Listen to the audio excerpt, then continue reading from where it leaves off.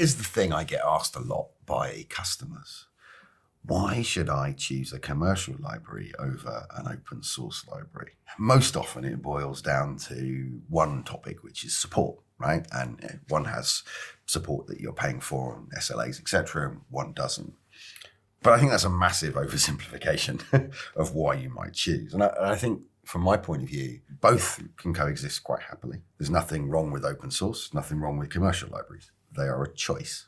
And I guess today I want to try and get to underneath the skin of why you might make some of those choices. As it stands today with post-quantum cryptography, the libraries that are available open source are, most of them, not quite production grade yet. So the commercial libraries are one of your only choices right now if you have certain production quality standards that you need to reach. But let's assume for this conversation that those two worlds are equal, because they will be at a point in time. There are many different elements to how you might choose to use an implementation. One of the things that comes up is, is the code quality better because it's been done by a community, or is the code quality better because it's been done by a specialist organization? Where's the trade-off there in your eyes? Open source relies on community, so the code quality will be good, in some cases reviewed by hundreds or thousands of different people, but it's not true for now for the post-quantum crypto stacks.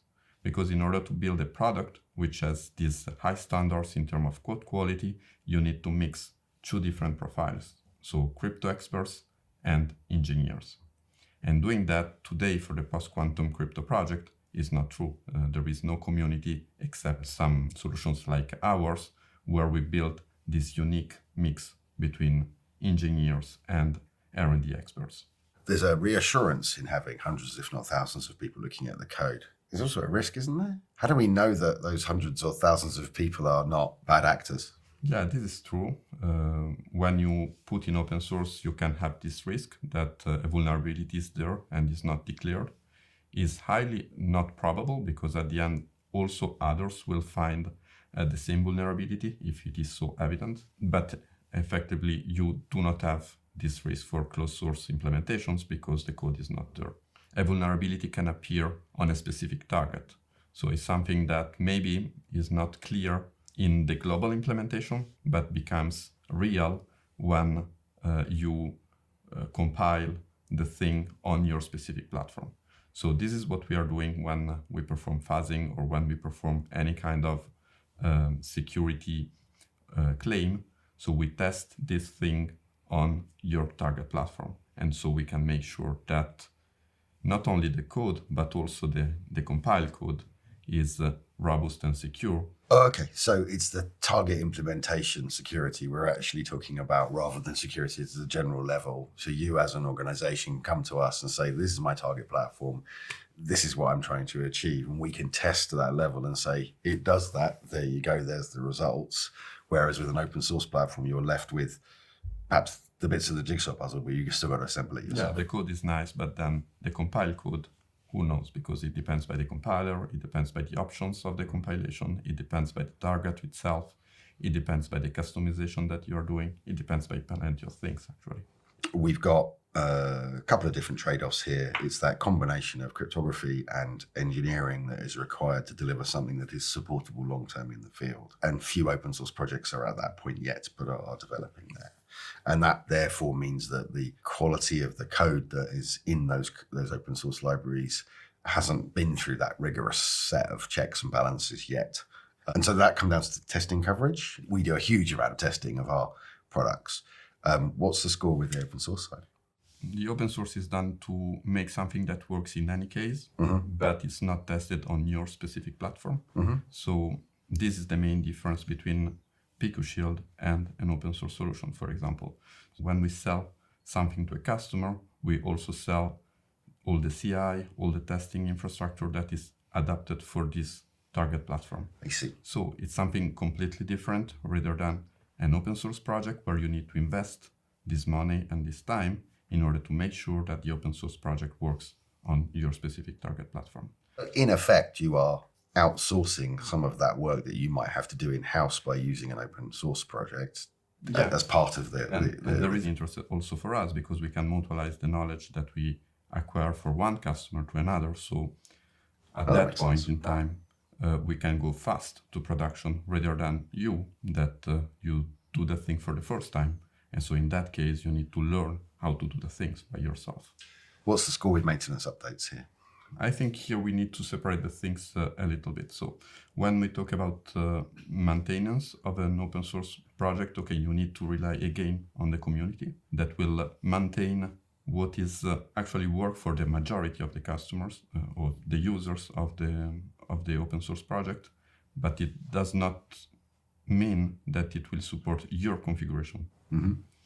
In fact, in a lot of cases, what you have to do when you use an open source project is to fork it, to make your own branch of the thing, and then you have to maintain it and spend this time in the midterm in order to make sure that your version of the open source project is up to date. So this is costing a lot of money, actually. So open source is free, but then if you want something that is adapted to you, maybe you need to modify it, and you need to maintain it by yourself. So again, it goes back to that balance between whether you're going to do that engineering yourself or whether you're going to essentially rely on a library that has that engineering done for you. Yeah, exactly. I've heard a lot of customers say to me, well, open source is more secure. I don't know what the basis of that statement is, but it would be an interesting thing to discuss. The good thing of open source is that the code is open, so everybody can review it and understand if there is any kind of vulnerability. The security is quite easy to be claimed because you know that at the instant T there is no open CVE on this current version of open source. So it's true, open source is not bad in terms of security. But in some cases you have issues that the community didn't see. We see it, for example, for SSH. It's something that is known since and used since 30 years, I think, 40 years now. And last year they found a vulnerability in SSH, and everybody until that point in time was using a vulnerable version of SSH. So having the code public, it does not mean that it's secure. It means that at that point in time, there is no known vulnerability. The problem of this thing is that when a vulnerability comes out, is that it's probably applied to all the known implementation and that are open source, that are based on open source. And so this is why we decided to do the thing by our own. So when we develop a new algorithm, we start from scratch. We do not have any third-party dependency, and we are sure that this implementation is unique and does not rely on anything else. So in that way, we can be sure that if there is a vulnerability, it will only apply to our implementation, and we can patch it very quickly. One of the things that I guess we can bring into the equation there is that we have invested quite a lot of time and money in continual integration of our implementations and the testing that goes on there that is obviously tested against certain security profiles, if you like, for side channel, for fuzzing, for all sorts of different things there. So we're taking on, again, that engineering responsibility to do those security checks and provide those security guarantees that you'd almost have to do yourself and do your own due diligence if you were using an open source library. Yeah, sure. Some customers have some very high certification requirements. What would you say to that? Certification will require some countermeasures against several kind of attacks. Today, we can start claiming ACVP, SCMVP. So we started by pre-certifying our crypto libraries in order that our customer can go to production with a certified version in a very short time. Mm-hmm. You can do the same with the open source, but it will require more time because today there is no ACVP certified product open source that is open source. We are also pioneering in that field because actually we are putting in place tools to verify timing attacks on post-quantum crypto implementation, but also formal verification. Mm-hmm. This will be really important if we want to target very high standard in terms of security that today are not yet common in the post-quantum crypto world, but that they will surely arrive in the coming years. So I guess there's a trade-off there, isn't there, between having the kind of view that a whole bunch of people in the community have looked at this and have contributed to this and debug this to an extent. And then the emphasis is on you as the receiving party to go meet your certification standards. whereas we're trying to pre-certify as much as we can that smooths that pass for the end customer to know that it's already at a certain level. And then we add on some nice bells and whistles like formal verification, etc. And they're building up layers and layers and layers of assurance, essentially, that that certification, A, can be achieved, but actually, more importantly, the implementation itself is secure. Is secure. Yeah. I mentioned support at the beginning. It is true to say that you can have an open source library and pay for some support in some cases. I don't think that's the case with the current post-quantum libraries, but I guess we'll get there. But what does the support mean in terms of why does everyone default to that answer? You have support, which is, okay, you need help. We have an answer for you. And this is true for all the project. As you mentioned, is also applied to open source. You can have open source project plus support. And we have plenty of companies that are positioned in that domain. I think that specifically for post-quantum is a different story because we are at the beginning. So you need some kind of guidance in order to set up your post-quantum crypto algorithm right now, because these are complex and complicated or new algorithms that you need to put in place. And so you need help. You need expertise in order to make sure that the crypto system is secure.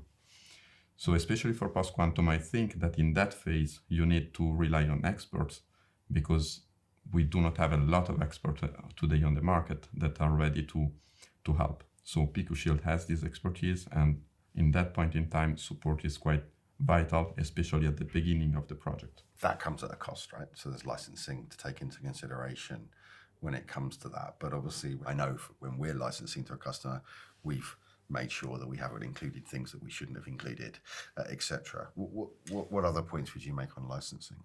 There is one specific point of open source that has to be considered.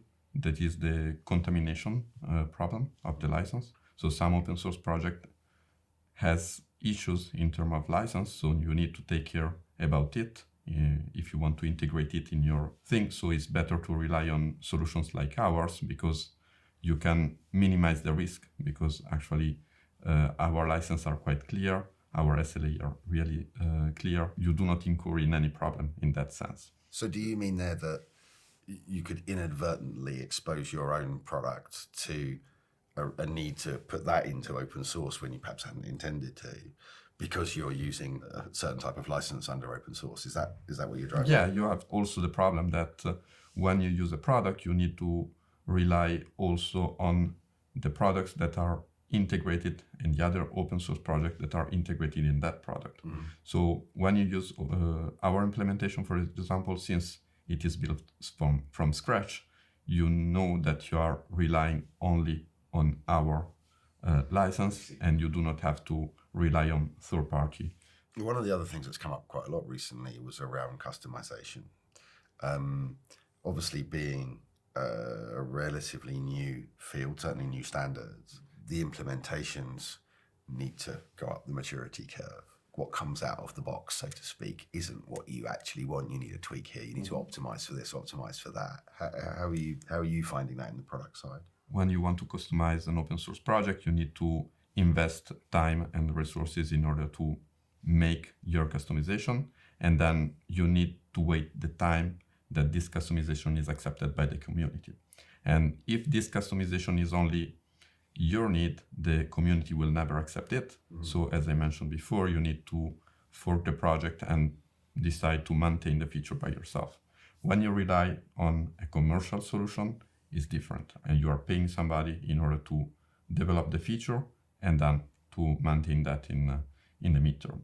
So it's something that we can support and we can rely, because this is our actually business model. Something like a PQShield's library is in a position to be able to be tuned to that customer's needs, and a version delivered to them that it can be supported on a long-term basis that eases their integration process and minimizes the trade-offs that they're needing to take. If you want to develop the solution by yourself, you need to have the right skills and the right knowledge in order to build this. And in a lot of cases, it's better to focus on their real business rather than focus and spend time in things that are outside of their core business.